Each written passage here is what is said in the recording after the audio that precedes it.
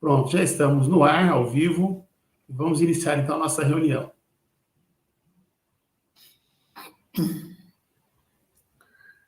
Então, vamos agradecer a Deus, agradecer a Jesus, agradecer essa espiritualidade, por mais essa oportunidade, nós estarmos aqui reunidos todos, com os nossos pensamentos, corações unidos no amor, no carinho, de um aprendizado a mais. Que o nosso Mestre Jesus possa nos conduzir com a tua luz divina, abençoando nós e abençoando todos os nossos familiares. Que assim seja. Ô, Dudu, você já compartilha para nós, por favor?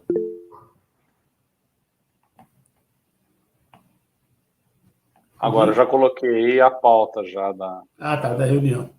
Obrigado. Compartilha para nós aí, por favor. Deixa eu só achar, porque mudou realmente. Aqui, achei. É porque mudou o Meet, né? Então... Mudou. Mas achei. Tá tudo certo. Se alguém for assistir pela uma aba ao lado do YouTube, gente, tem que tirar o som do YouTube, tá? Ele não pode ter som, não. Se alguém resolver abrir, se tiver no computador, né, se quiser acompanhar, porque se tiver o som dos dois, aí dá problema. Mas não precisa, não, né? Vamos direto aqui mesmo. Isso. Então, nós vamos dar continuidade a esse item que a gente iniciou na semana passada: loucura, suicídio e obsessão. Pode dar início, Adolfo? Você quer fazer um comentário? Por favor. A gente está nesse último parágrafo desta página.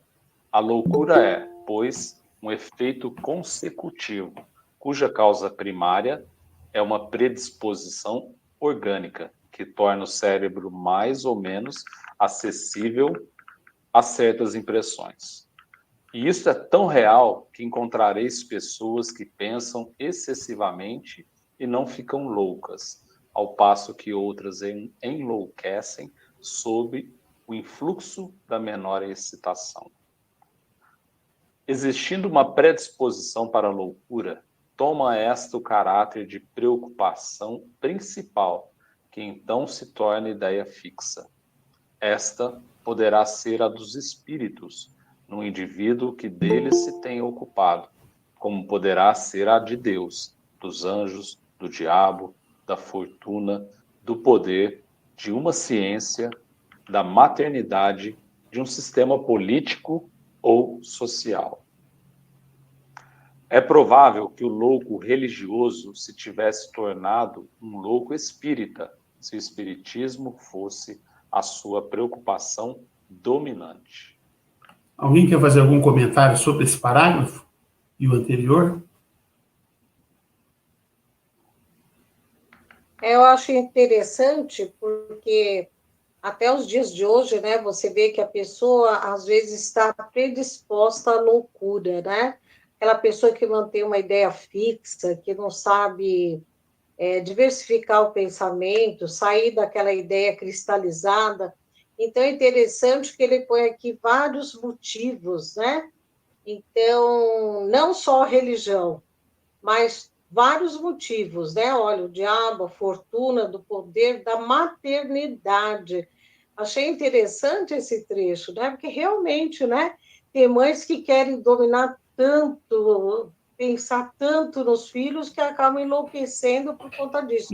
Aquela mente fixa, né? De achar, coitada, que ela vai poder controlar tudo. Então, bem interessante, né? E aí, se a pessoa fizer isso com a religião, ela vai ser um louco de qualquer religião, né? Porque ela fica com aquela mente fixa, ideia fixa, querendo convencer todo mundo das verdades dela. Muito interessante esse parágrafo. Perfeito.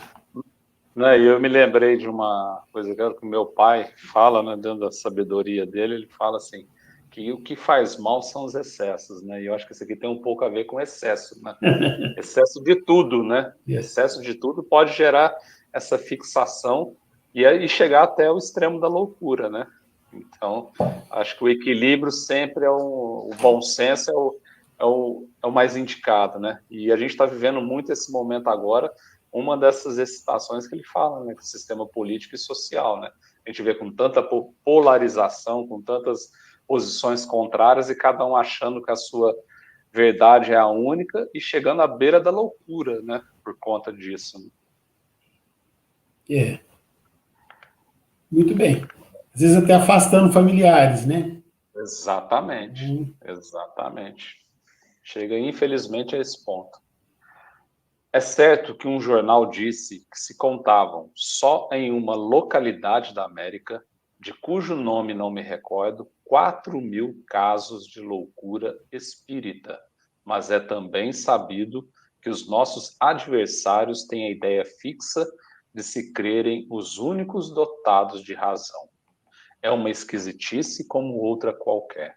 Para eles, nós somos todos dignos de um hospital de doidos e, por consequência, os 4.000 espíritas da localidade em questão eram considerados como loucos.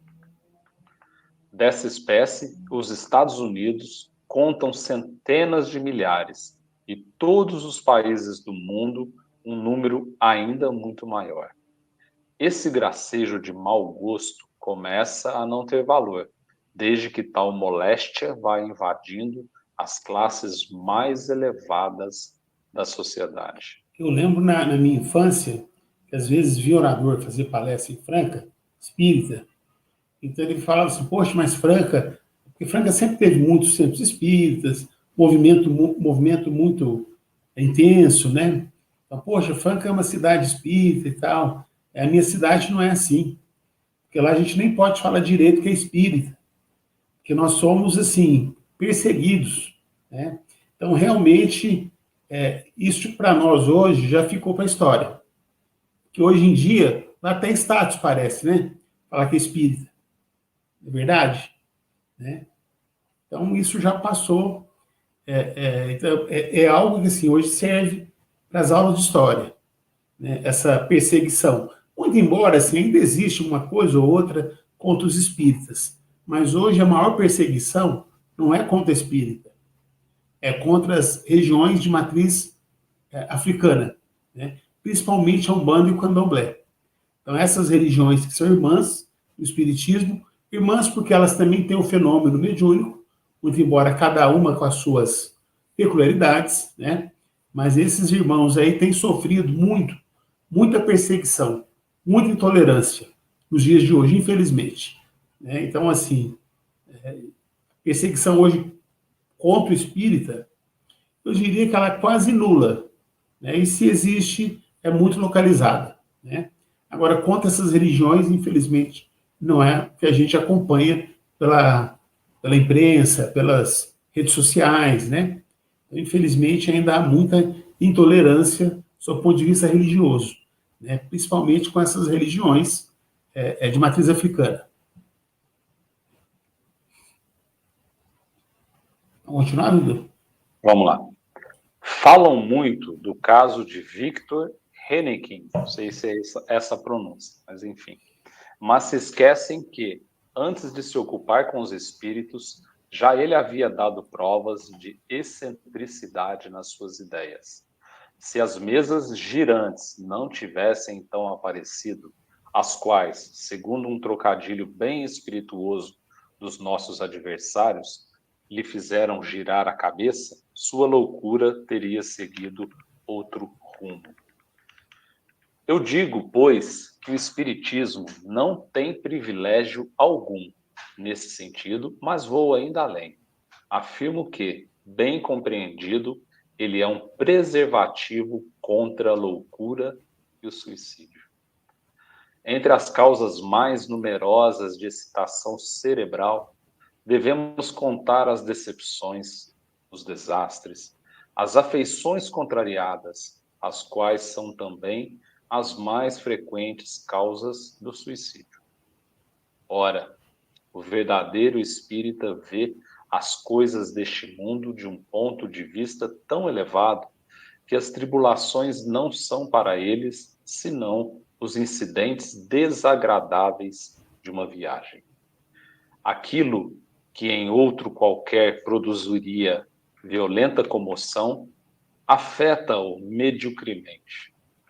Ele sabe que os dissabores da vida são provas que servirão para o seu adiantamento, se a sofrer sem murmurar, porque sua recompensa será proporcional à coragem com que as houver suportado.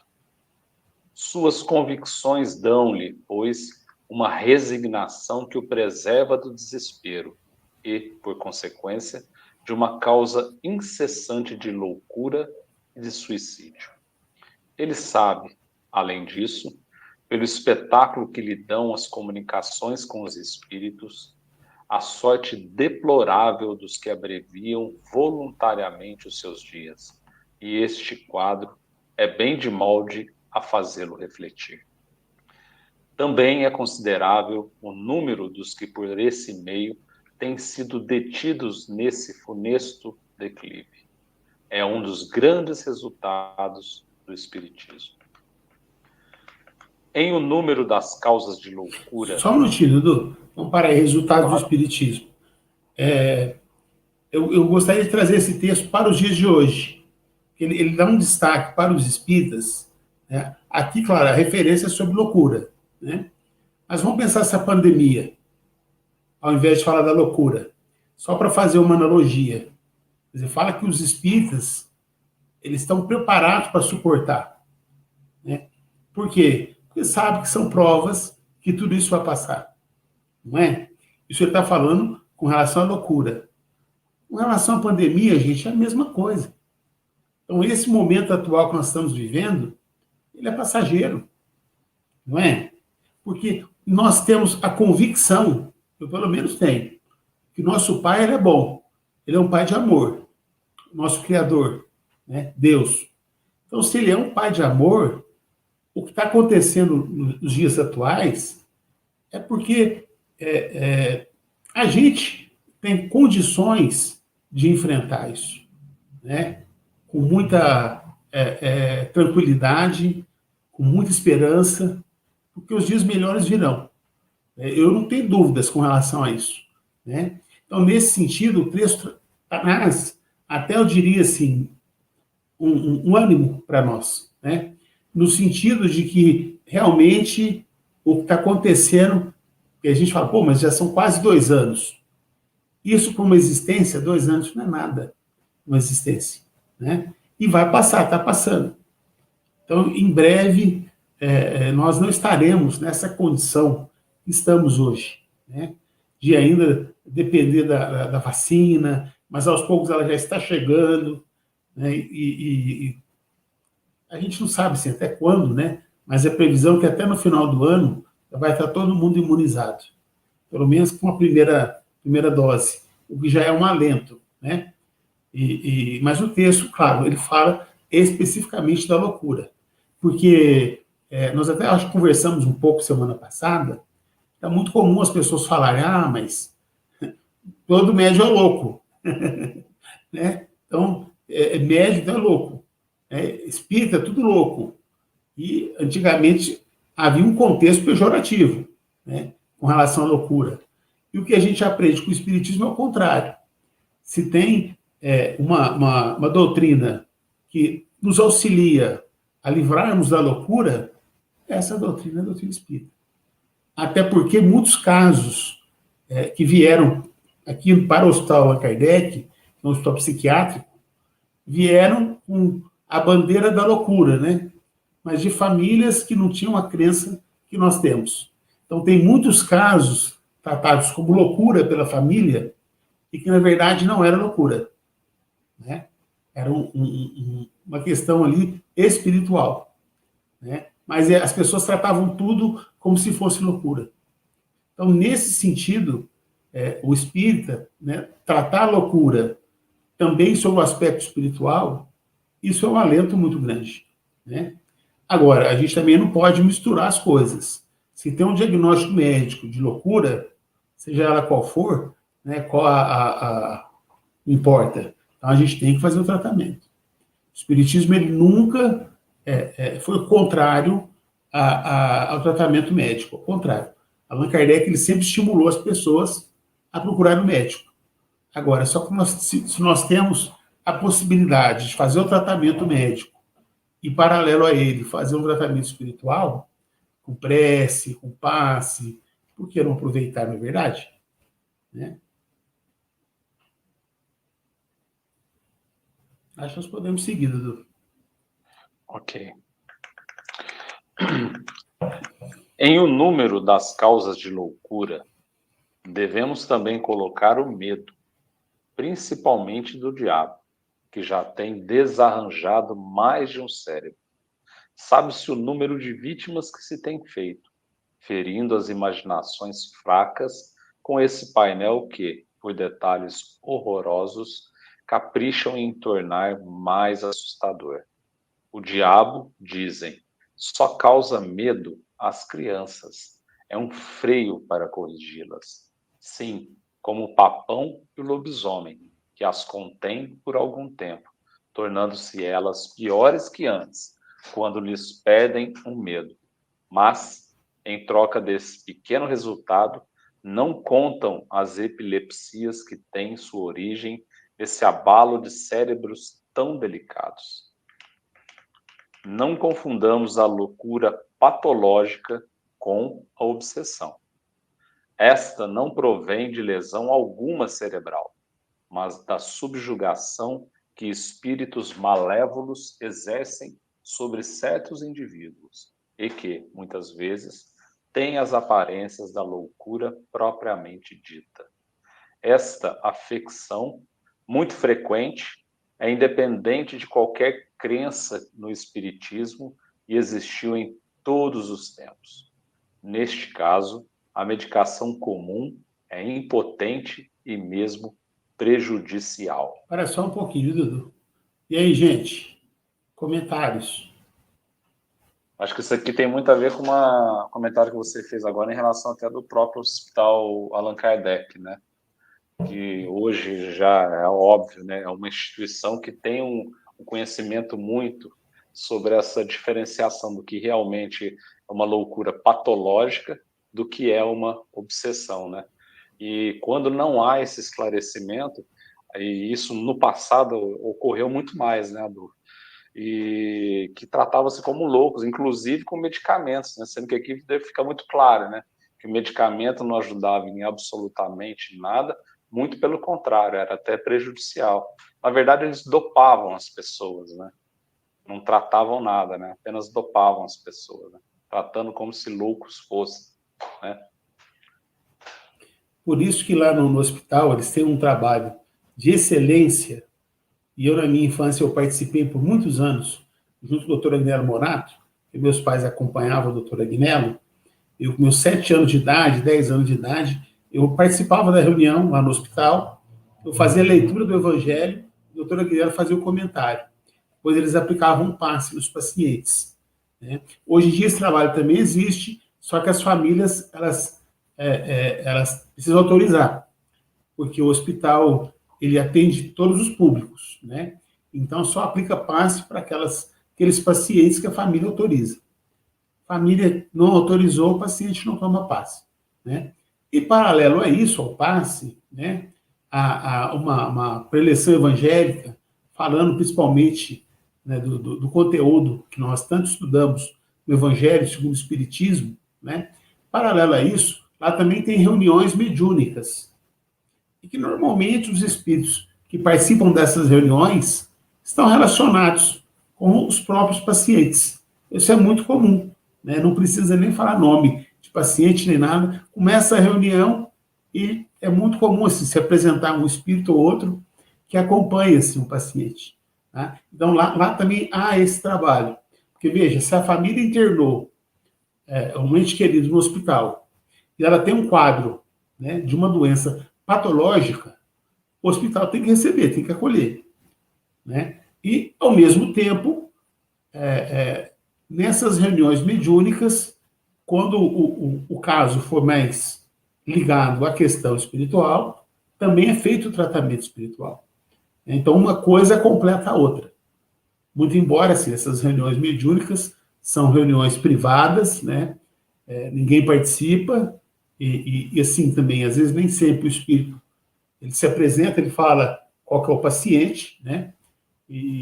Mas é feito todo um trabalho, né?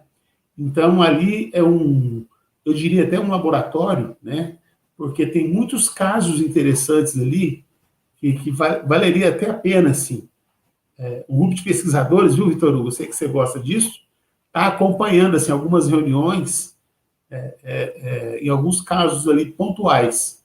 Vamos acompanhar esse caso aqui, né? Porque tem muita coisa interessante, né? Infelizmente, assim, das nossas reuniões mediúnicas, de modo geral, a gente não faz o registro delas. Então, para quem participou da reunião sabe da beleza que foi um determinado atendimento, né? Um determinado tratamento, às vezes até uma determinada cura, né? Não de doença física, mas de doença moral, né? E que às vezes, por falta de registro, isso fica ali para aquele grupo, né? Quando, na verdade, a gente tinha que compartilhar dessas boas experiências com mais pessoas, né? É só uma autocrítica que eu estou fazendo aí. Mas, muito interessante o seu comentário, Dudu. Acho que é isso aí mesmo. Vamos continuar? Vamos lá. Fazendo conhecer esta nova causa de perturbação orgânica, o Espiritismo nos oferece, ao mesmo tempo, um único meio de vencê-la, agindo não sobre o enfermo, mas sobre o espírito obsessor. O Espiritismo é o remédio e não a causa do mal. Beleza, né? Mas pode dar sequência no próximo item? Se alguém quiser fazer mais algum comentário, podemos começar o novo. Podemos, né, gente? Então, vamos lá, Dudu. Esquecimento do passado. Visitante, não consigo explicar a mim mesmo como pode o homem aproveitar da experiência adquirida em suas anteriores existências, quando não se lembra delas, pois que, desde que lhe falta essa reminiscência, cada existência é para ele qual se fora a primeira. Deste modo, está sempre a recomeçar. Boa provocação, né? Oh. Suponhamos que cada dia, ao despertar, perdemos a memória de tudo quanto fizemos no dia anterior. Quando chegássemos aos 70 anos, não estaríamos mais adiantados do que aos 10. Ao passo que, recordando as nossas faltas, inaptidões e punições que disso nos provieram, esforçar-nos-emos por evitá-las. Para me servir da comparação que fizestes do homem na terra com um aluno de um colégio, eu não compreendo como este poderia aproveitar as lições da 4ª classe, não se lembrando do que aprendeu na anterior.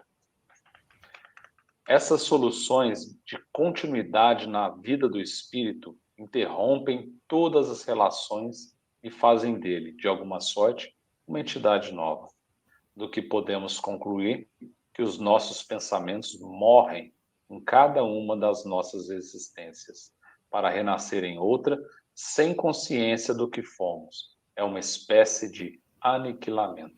Quer dizer, em outras palavras, né, seria uma medida não sábia, né? Essa do esquecimento do passado. É um absurdo, né? De acordo com o raciocínio dele, né? Seria um absurdo, imagina. Então, o que aprendeu na outra encarnação não vai usar nessa? Então, se já aprendeu a falar inglês, porque viveu uma vida na Inglaterra, agora encarna no Brasil, não vai saber falar inglês. E se souber, vai ter que estudar inglês, que é outro idioma no Brasil. Poxa, quer dizer, é um raciocínio interessante, não é? Vamos ver como é que Allan Kardec saiu da parede aí. Aí, Dudu. Allan Kardec. De pergunta em pergunta, levar-me-eis a fazer um curso completo de Espiritismo. Todas as objeções que apresentais são naturais em quem ainda nada conhece, mas que, mediante estudo sério, pode encontrar-lhes respostas muito mais explícitas do que as que posso dar em sumária explicação que, por certo, deve sempre ir provocando novas questões. Tudo se encadeia no Espiritismo e, quando se toma um conjunto, vê-se que seus princípios emanam uns dos outros, servindo-se mutuamente de apoio. E, então, o que parecia uma anomalia contrária à justiça e à sabedoria de Deus, se torna natural e vem confirmar essa justiça e essa sabedoria. Tal é o problema do esquecimento do passado, que se prende a outras questões de não menor importância. E, por isso, não farei aqui senão tocar levemente o assunto. Acho que a gente pode continuar a leitura, né, gente? Agora que Kardec vai entrar mesmo na resposta, né? Então vamos lá, Dudu. Se em cada uma de suas existências um véu esconde o passado do espírito, com isso nada perde ele das suas aquisições, apenas esquece o modo por que as conquistou. Servindo-me ainda da comparação supra com o aluno, direi que pouco importa saber onde, como, com que professores ele estudou as matérias de uma classe, uma vez que as saiba quando passa para a classe seguinte. Se os castigos o tornaram laborioso e dócil, que lhe importa saber quando foi castigado por preguiçoso e insubordinado? É assim que, reencarnando, o homem traz por intuição e como ideias inatas o que adquiriu em ciência e moralidade. Digo em moralidade porque se, no curso de uma existência, ele se melhorou, se soube tirar proveito das lições da experiência, se tornará melhor quando voltar. Seu espírito, amadurecido na escola do sofrimento e do trabalho, terá mais firmeza. Longe de ter de recomeçar tudo, ele possui um fundo que vai crescendo e sobre o qual se apoia para fazer maiores conquistas. Beleza de raciocínio, hein? Alguém quer falar alguma coisa? Eu fico encantado assim com o pensamento de Kardec. Alguém quer falar, fazer algum comentário? Eu também fiquei encantado, né? Aquilo que a gente fala, a melhora é interior, né? De dentro para fora. E ela vai se refletir nas maneiras, nas atitudes, até no olhar, né? Desse novo homem, desse novo espírito. Muito bonito isso aqui, né? Quer dizer, essa renovação interior. E até mesmo como que a gente encara a vida, né, dele. Porque algumas pessoas são mais assim, talvez o termo que eu vou usar não seja o mais apropriado, mas tem pessoas que se desesperam mais diante das dificuldades, né? E tem gente que não, que tem assim, uma certa calma, um certo equilíbrio, mesmo passando por uma situação muito complicada, a pessoa está ali. Então, o que ela está demonstrando? Que é um espírito velho, né? Maduro, não é? Exatamente. Já passou por muito burilamento, né? Eu achei interessante onde ele colocou ali, né? Nessa frase que está aqui. O homem traz por intuição e como ideias inatas o que adquiriu em ciência e moralidade. Né? Então, na verdade, ele não esquece, né?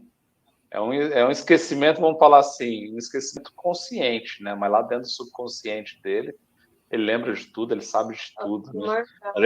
A gente vê tantos exemplos aí hoje com o celular, onde tudo se grava, a gente vê em YouTube isso, aquilo, de crianças tão pequenas, né? De tão novas e que têm habilidades com algumas coisas que a gente fala, gente, como que explica?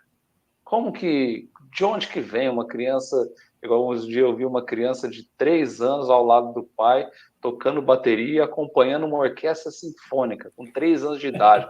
Acho que as baquetinhas da bateria eram quase maior que ele, mas tocando com uma destreza, com uma habilidade, uma coisa tão linda, você fala, meu Deus, como que explica? De onde que vem? Ele não esqueceu, isso está muito claro na mente, né? né? Então, assim, eu acho que às vezes, talvez as pessoas, até por falta de conhecimento, né? E é assim mesmo, acreditavam mais ainda antes, né? Desse esquecimento, né? Apesar que a pessoa acreditar nisso, né? Se ela acredita na reencarnação, como é que ela acredita na reencarnação, mas acha que pode esquecer e começar tudo do zero a cada existência? Não faz sentido, né? Pelo menos não ao meu modo de entender. Vamos lá. Nós paramos aqui, né? A segunda parte da vossa objeção relativa ao aniquilamento do pensamento não tem base mais segura, porque esse ouvido só se dá durante a vida corporal. Uma vez terminada ela, o espírito recobra a lembrança do seu passado. Então, poderá julgar do caminho que seguiu e do que lhe resta ainda fazer. De modo que não há essa solução de continuidade em sua vida espiritual, que é a vida normal do espírito. Esse esquecimento temporário é um benefício da providência. A experiência só se adquire, muitas vezes, por provas rudes e terríveis expiações, cuja recordação seria muito penosa e viria a aumentar as angústias e tribulações da vida presente. Isso aí, viu, gente, é uma grande verdade, viu? Quando a gente faz uma coisa errada na infância, né? Então, assim, depois de uma certa idade, ou mesmo na adolescência, na juventude, depois de uma certa idade, a gente fica, nossa, não gosto nem de lembrar aquilo que eu fiz para tal pessoa, tal dia. Se eu pudesse voltar no tempo, eu queria refazer aquilo. Que eu não deveria ter feito da maneira que fiz, né? Quer dizer, e tem coisas assim que é bom que a gente não fique pensando. Erros dessa vida, estou falando de outras não. Quer dizer, se tem coisas, erros nossos, dessa vida que nós cometemos, que a gente não gosta de ficar lembrando, pensando, você imagina às vezes um erro capital, né? Por exemplo, você prejudicou um irmão seu no passado, né? Deu um golpe nele, roubou, matou, sei lá, né? Então, assim, por isso que Allan Kardec ele fala que é um benefício da Previdência. Porque tem coisas que nós fizemos em outras vidas que é melhor a gente nem pensar. Agora, lá na frente, quando a gente tiver uma condição espiritual melhor, bom, aí a gente não vai se importar, né? A gente vai poder lembrar, sim, e vai ser construtivo. Mas tem coisas que, no atual estágio da nossa evolução, é melhor a gente não ficar sabendo mesmo. Essa que é a verdade. Não seria benéfico, né? Exato. Se lembrar de tudo isso, né? Exato. Você imagina o seguinte, a gente entende que ninguém está com ninguém por acaso, principalmente se a gente pensar dentro do nosso lar, né? Muitas vezes a gente tem resgates a cumprir, né? Ou por ter sido prejudicado, ou de alguma forma ter prejudicado também um ente querido hoje nosso, né? Agora, você imagina se eu tivesse essa clareza de conhecimento do meu passado, conscientemente, sabendo que eu fui prejudicado, eu prejudiquei aquela pessoa. Como que eu ia conseguir construir o amor nessa relação? Difícil, né? E aí é tão perfeito isso que a gente tem esse benefício desse esquecimento para poder construir essa relação com amor, e a hora que a gente tiver com essa construção desse amor assim consolidada, aí sim a gente tem condições de lembrar.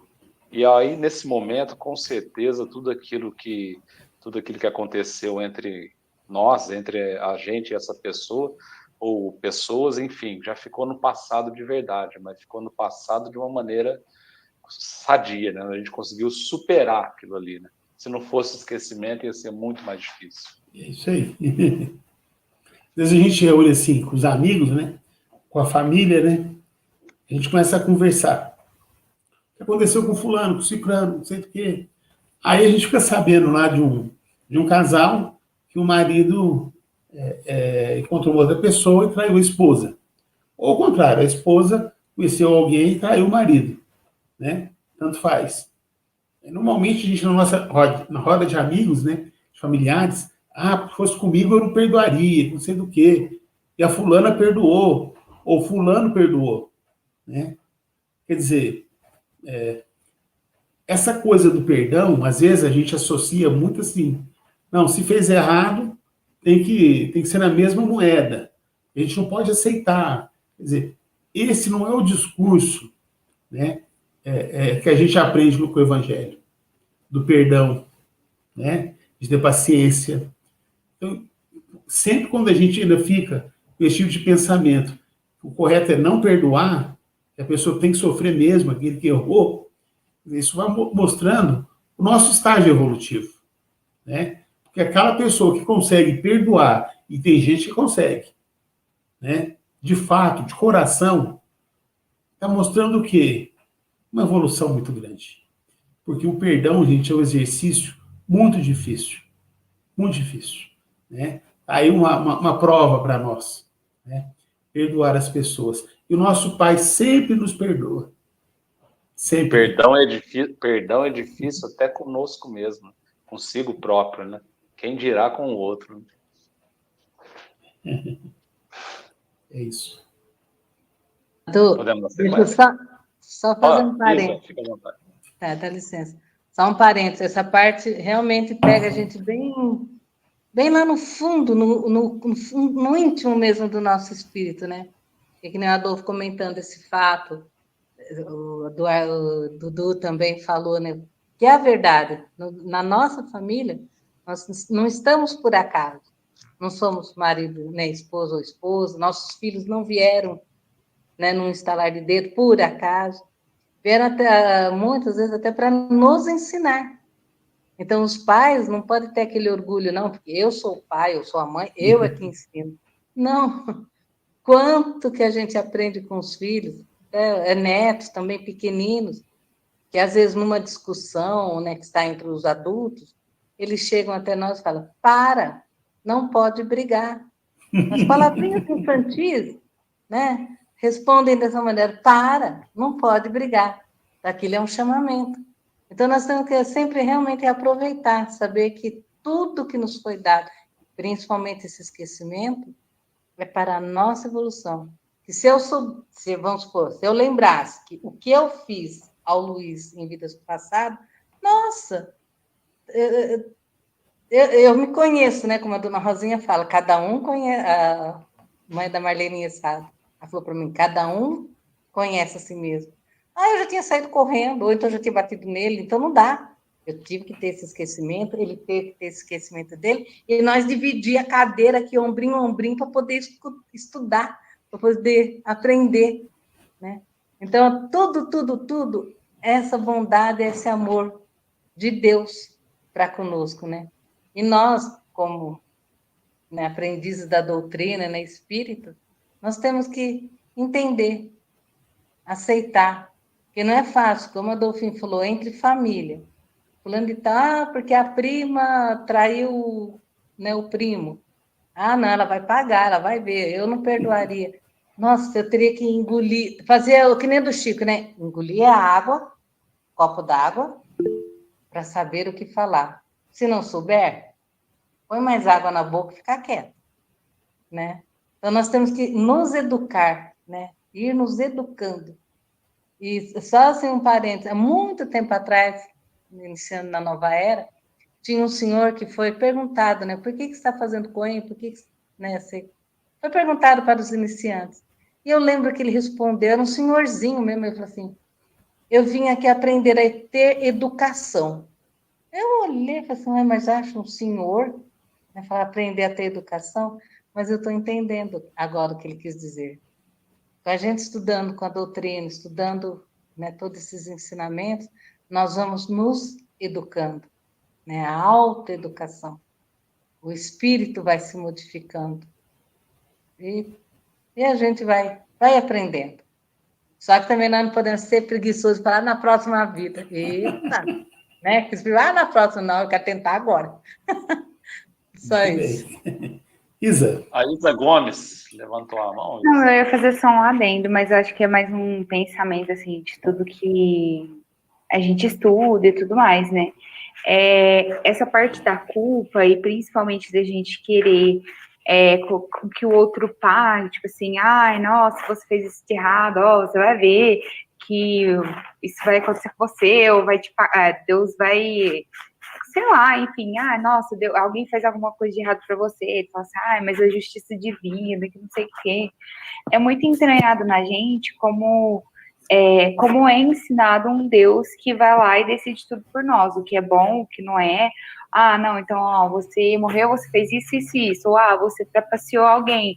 Então, a justiça divina, entre aspas, é tida como um Deus que vai lá e bate o martelo. Ó, isso está certo, isso está errado, você vai fazer isso, você vai pagar assim e você vai pagar saldo. Então, assim, eu acho que esse conceito, ele vem muito entranhado no ser humano. E esses paradigmas a gente vai quebrando com o passar do tempo, de ver que, mesmo que a pessoa tenha feito alguma coisa diferente, uma escolha diferente, no caso que a Dolphin falou, por exemplo, do divórcio. Porque o fulano foi lá e perdoou. A gente também tem que entender que o outro tem uma coisa que se chama livre-arbítrio, e que ninguém é obrigada a, no caso, ficar com alguém, por exemplo. E não é porque ele foi lá e decidiu escolher a vida dele com outra pessoa, que, por um lado, Deus vai fazer com que ele pague, alguma coisa assim, alguma coisa do tipo, sabe? Eu acho que a gente precisa quebrar um pouco essa ruptura de pensamento para poder expandir do que realmente é Deus, do que realmente é tudo que envolve a gente. Mas era só um adendo mesmo. Muito bom o seu adendo, Isa. E você tem razão. A gente também não pode ficar confundindo, né? Quer dizer que todo mundo que é traído tem que perdoar, né? Tem que continuar junto. Não, acho que cada caso é um caso, né? E, por exemplo, não só no caso de separação, alguma coisa do tipo, mas suponhamos que você está no trabalho e alguém fez alguma coisa ruim para você. Normalmente a gente tem aquele pensamento de, nossa, mas Deus vai me compensar, aquele fulano de tal, ele vai sofrer as consequências divinas. Mas a gente coloca isso como uma punição, entendeu? Como se Deus estivesse punindo alguém. E, na verdade, as nossas escolhas, as nossas consequências que vão tornar isso algo bom ou algo ruim pra gente, né? Que eu vejo assim. Perfeito. Excelente. Vamos, Dudu. Vamos lá? Vamos lá. Se os sofrimentos da vida parecem longos, que seria se a eles se juntasse a lembrança do passado? Vós, por exemplo, meu amigo, sois hoje um homem de bem, mas talvez devais isso aos rudes castigos que recebestes pelos malefícios que hoje vos repugnariam à consciência. Ser-vos-ia agradável a lembrança de ter sido outrora enforcado por vossa maldade? Não vos perseguiria a vergonha de saber que o mundo não ignorava o mal que tinhais feito? Que vos importa o que fizeste e o que sofreste para expiar, quando hoje sois um homem estimável? Aos olhos do mundo, sois um homem novo, e aos olhos de Deus, um espírito reabilitado. Livre da reminiscência de um passado importuno, viveis com mais liberdade. É para vós um novo ponto de partida. Vossas dívidas anteriores estão pagas, cumprindo-vos ter cuidado de não contrair outras. Quantos homens desejariam assim poder, durante a vida, lançar um véu sobre os seus primeiros anos? Quantos, ao chegar ao termo de sua carreira, não têm dito, se eu tivesse de recomeçar, não faria mais o que fiz? Pois bem, o que eles não podem fazer nesta mesma vida, falo-ão em outra. Em uma nova existência, seu espírito trará, em estado de intuição, as boas resoluções que tiver tomado. É assim que se efetua gradualmente o progresso da humanidade. Aqui eu só quero chamar a atenção, quando Kardec usa e não, por acaso, o termo intuição, é porque a intuição é nossa, das nossas experiências, né? E a inspiração, aí sim, é mediúnica. Então, quando eu estou inspirado, é um espírito que está me inspirando. Agora, quando eu sou intuído, sou eu com o quê? Com o meu... com a minha biblioteca, vamos dizer assim, entre aspas, né? Então, sou eu mesmo me intuindo. Então, intuição é coisa nossa, anímica, né? E isso é muito bacana, porque e é uma grande verdade, quer dizer, pela intuição, nós sabemos. Vamos falar que a gente não sabe nada. No fundo, mais ou menos, a gente sabe, sim. Muita coisa, né? Pela intuição.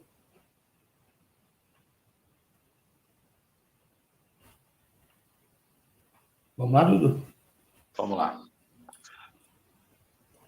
Suponhamos ainda, o que é um caso muito comum, que em vossas revelações, em vossa família mesmo, se encontre um indivíduo que vos deu outrora muitos motivos de queixa, que talvez vos arruinou ou desonrou em outra existência, e que, espírito arrependido, veio encarnar-se em vosso meio, ligar-se a vós pelos laços de família, a fim de reparar suas faltas para convosco, por seu devotamento e afeição.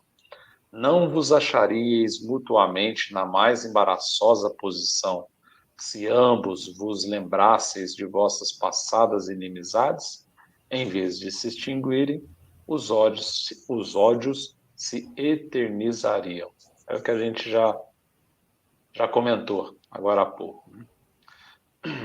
Disso resulta que a reminiscência do passado perturbaria as relações sociais e seria um tropeço ao progresso.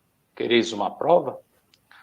Supondo que um indivíduo condenado às galés tome a firme resolução de tornar-se um homem de bem, que acontece quando ele termina o cumprimento da pena, a sociedade o repele, e essa repulsa o lança de novo nos braços do vício. Se, porém, todos desconhecessem os seus antecedentes, ele seria bem acolhido. E, se ele mesmo os esquecesse, poderia ser honesto e andar de cabeça erguida, em vez de ser obrigado a curvá-la sob o peso da vergonha do que não pode olvidar.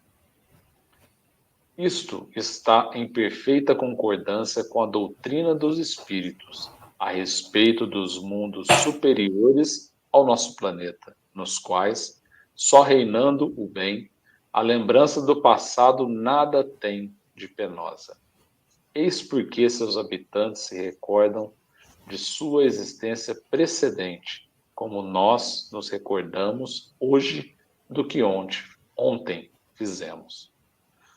Quanto à lembrança do que fizeram em mundos inferiores, ela produz neles a impressão de um mau sonho. Olha só, hein? Que beleza, hein? Impressão de um mau sonho. Que bonito. Vamos começar esse novo item? Eu acho que sim, viu, Dudu? Tem 10 minutos ainda. 10 minutos, dá para começar, né? Vamos lá. Começar. Elementos de convicção. Visitante. Convenho, ilustre amigo, que do ponto de vista filosófico, a doutrina espírita é perfeitamente racional, mas fica sempre de pé a questão das manifestações, que não pode ser resolvida senão por fatos. Ora, é a realidade destes que muita gente contesta, e não deveis achar extraordinário o desejo que vos manifestam de testemunhá-los. Allan Kardec, acho muito natural, todavia, como eu procuro que eles sejam aproveitados, explico em que condições convém que cada um se coloque para melhor observá-los e, sobretudo, compreendê-los. Ora, quem não aceita essas condições mostra não ter sério desejo de esclarecer-se, e com tal pessoa é inútil perdermos tempo. Aqui já é aquela questão, assim, do fenômeno mediúnico, né? Então, que a pessoa, quando fala que não acredita, aí você vai querer ficar discutindo com ela, vai estar perdendo tempo, né? Porque Convireis. se a pessoa não acredita, o que ela quer discutir, então? Não é? Pô, se você discutir com alguém que tem interesse em saber como é que funciona, qual que é o mecanismo que está por trás do fenômeno, né? Por exemplo, de uma mesa, como na época de Kardec, né? Que ficava bailando, dançando. Aí é gostoso conversar. O interessado. Agora, com aquele que não acredita, aí é complicado. E a gente querer impor a nossa verdade, aquilo que a gente acredita para o outro, é algo, né, que não leva ninguém a lugar algum, né? Convireis também que seria singular que tão racional, filosofia tivesse saído de fatos ilusórios e controvertidos. Em boa lógica, a realidade do efeito implica a da causa que o produz. Se um é verdadeiro, a outra não pode ser falsa, porque onde não há árvores, não se pode colher frutos. Aqui a lógica é daquela expressão, né? Daquele axioma, né? Que todo efeito inteligente tem uma causa inteligente. Então, se o efeito é inteligente, a causa só pode ser inteligente. É isso que Kardec está querendo dizer aqui. Nem todos, exceto, testemunharam os fatos, porque não se colocaram nas condições precisas para observá-los. Não tiveram a paciência e a perseverança exigidas. Mas isso também se dá com todas as ciências. O que uns não fazem é feito por outros. Todos os dias aceitamos o resultado dos cálculos astronômicos, sem que nós mesmos os façamos. Seja como for, se achais a filosofia boa, podeis aceitá-la como aceitaríeis outra qualquer, conservando vossa opinião sobre as vias e meios que a ela conduziram, ou, ao menos, não admitindo, senão a título de hipótese, até mais ampla constatação. Aqui vou dar um exemplo grosseiro. A pessoa vai ao médico, né? Ele fala assim, ó, bom, você está com câncer. Faz os exames, claro, etc. Né? Está com câncer. Ah, não, eu não estou com câncer, não. O senhor não sabe nada, eu sei mais que o senhor. Será que a gente agiria assim? Não, né? Normalmente, quando a gente até pode, assim, procurar um outro médico para confirmar o diagnóstico, claro. Né? Se tratando de uma doença tão séria, né? Mas, assim, quando o médico fala que a gente tem uma enfermidade, tá? Por exemplo, Covid, faz o exame lá. Não, deu positivo o seu exame. Você está com Covid. Dificilmente a pessoa vai falar, não estou com Covid. Não vou fazer nenhum tratamento. Eu estou bem. Dificilmente. Corre o risco de ir para casa, né, mais cedo. Para casa, parte espiritual. Não é? Quer dizer, se a gente acredita na fala do médico, a gente acredita na fala do engenheiro, do professor, por que não acreditar na fala de um espírita? Né? Quando participou de uma reunião mediúnica e dali veio uma orientação. Né? Claro que eu não estou falando de nenhum absurdo. Tem centro espírita que tem uns absurdos, né? Umas orientações meio que fora da casinha. Não, eu estou falando assim, de trabalho sério. Né? Então, realmente, a pessoa que dá crédito, que tem uma lógica, né? Isso é muito bom. Agora, se a pessoa, se ela não aceita essa lógica, né? Aí é outra conversa, né? Não é? E, Isabela, você está bem acompanhada, hein? Você viu só? Gente, ó, faltando 5 minutinhos, a palavra tá livre para alguém, para fazer algum comentário. Vamos aproveitar o tempo aí.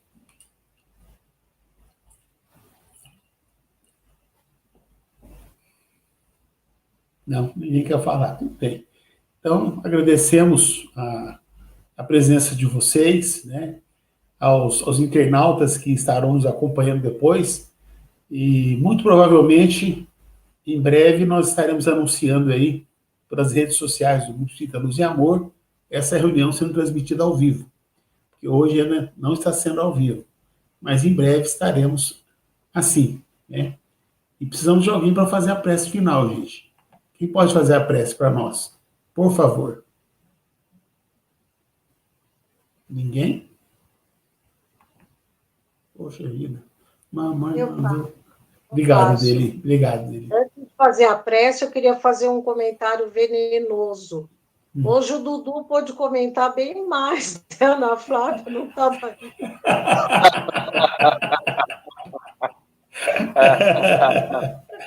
Ei, Essa foi Deli. boa. Quer dizer que ela me acanha um pouco, será?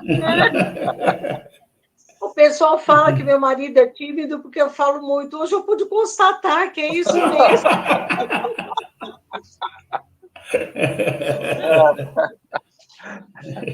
Boa. Muito bom. Gente, nesse ambiente alegre, esse encontro maravilhoso, onde podemos aprender tanto, nossa gratidão eterna a todos os mentores desse trabalho que nos acompanham, que nos orientam, a Jesus, nosso Mestre amado, a Deus, nosso Pai, que nos permite, além de termos saúde, podemos compartilhar com um grupo desse, sair daqui melhor do que quando chegamos e podermos distribuir no nosso dia a dia um pouco dessa alegria, um pouco desse aprendizado que tanto nos toca internamente. Muito obrigada a todos. Que assim seja, graças a Deus.